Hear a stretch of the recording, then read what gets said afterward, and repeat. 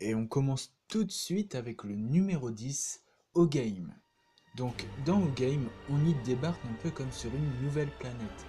Ça tombe bien puisque c'est exactement ce que nous propose le jeu. Donc le jeu qui est un jeu de stratégie, dans les premières secondes, on se retrouve à la tête de ce que l'on nous vend comme notre futur empire galactique. On découvre alors nos ressources et on comprend vite qu'il va déjà falloir assimiler les mécaniques de base pour s'offrir un bon départ, si modeste soit-il. Pas de panique, un tutoriel concis et plutôt bien fichu nous explique l'essentiel. On apprend à voir plus loin que le petit bout de terre qui nous est confié. Et déjà l'envie de partir dans le froid intersidéral nous gagne. Oui, mais pour aller où? Passons au numéro 9, Travian. Donc Travian est un jeu de stratégie et de gestion massivement multijoueur. Le joueur est à la tête d'un village romain, gaulois ou germain qu'il doit développer économiquement afin de se constituer une armée pour se défendre ou attaquer d'autres joueurs. De nombreuses interactions sont possibles entre les joueurs qui peuvent piller leurs voisins pour amasser des ressources supplémentaires, constituer des alliances ou s'échanger des ressources. Les joueurs peuvent également coloniser des nouveaux territoires pour y créer des villages supplémentaires ou conquérir des villages à d'autres joueurs.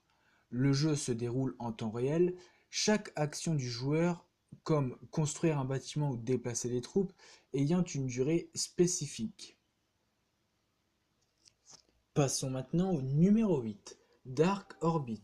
Donc, Dark Orbit vous permet d'être le pilote d'un vaisseau dans un jeu dans l'espace dans lequel vous effectuez des missions plus dangereuses les unes que les autres. Et maintenant le numéro 7, Shakes and Fidget. Donc Shakes and Fidget est un jeu en ligne par un navigateur gratuit qui nous plonge dans l'univers de la bande dessinée du même nom. Ce jeu, que l'on qualifiera de jeu d'action ou de combat par navigateur, contient également une partie aventure, rendant le jeu complet et très attrayant. L'arène est le lieu principal où l'on affronte les autres adversaires, c'est là que vous pourrez juger des aptitudes de votre personnage au combat et gagner des récompenses en cas de victoire. Shakes and Fidget est un jeu complet où l'on doit réaliser différentes actions pour évoluer. On peut par exemple monter la garde pour gagner des pièces, cela consiste à ne réaliser aucune action dans le jeu durant 1 heure. Cet argent durement gagné vous permettra d'acheter des potions, des armes, protection ou encore une monture. Numéro 6.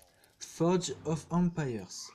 Donc, les joueurs disposent au début d'un territoire limité, qu'ils doivent agrandir au fur et à mesure via des extensions de territoire. En élaborant une stratégie de développement urbain et économique, les joueurs disposent de plusieurs types de bâtiments à construire, habitations, bâtiments culturels et décorations apportant de la satisfaction aux habitants, bâtiments artisanaux ou industries produisant des marchandises, différents bâtiments à chaque âge produisant des ressources spécifiques nécessaires au développement de la cité. Chaque joueur s'inscrit donc sur un monde avec environ 20 000 autres joueurs. Dans chaque monde, chaque joueur est intégré à un groupe allant jusqu'à 85 voisins joueurs, un voisinage constituant une sorte de réseau social pour pratiquer des échanges de ressources. Numéro 5, Marvel Heroes. Donc Marvel Heroes est un MMO action RPG free-to-play sur PC. Après avoir choisi un super-héros, on part en mission avec d'autres joueurs pour combattre des ennemis et des boss. Un système de craft et du PvP sont aussi disponibles. Numéro 4, Dofus.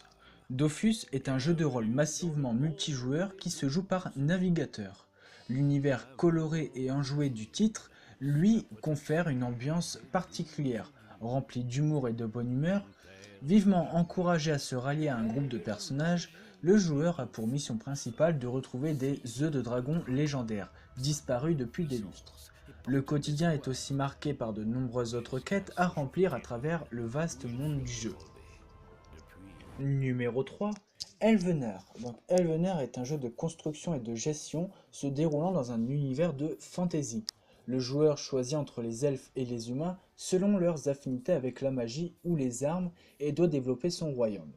Il doit également explorer son royaume afin de trouver les reliques nécessaires à l'amélioration de ses bâtiments. Numéro 2, Drakensang Online. Donc Drakensang The Dark Eye sur PC est l'adaptation vidéoludique du jeu de rôle papier L'œil noir. Choisissez la classe de votre personnage elfe, nain, magicien pour mener à bien de nombreuses quêtes et vivre les différents scénarios du jeu. Tout cela en gardant fidèlement l'esprit du jeu de rôle papier. Et pour finir, le numéro 1, Sparta War of Empires. Donc Sparta est un jeu de stratégie en ligne dans lequel il faudra vous montrer à la fois tacticien et diplomate. Un univers basé sur la Grèce antique puisque ce free-to-play se déroule à l'époque de la Grèce antique. Vous y incarnez le chef d'une cité grecque qui va unir ses forces à celles du célèbre Léonidas afin de défendre son pays contre les invasions ennemies.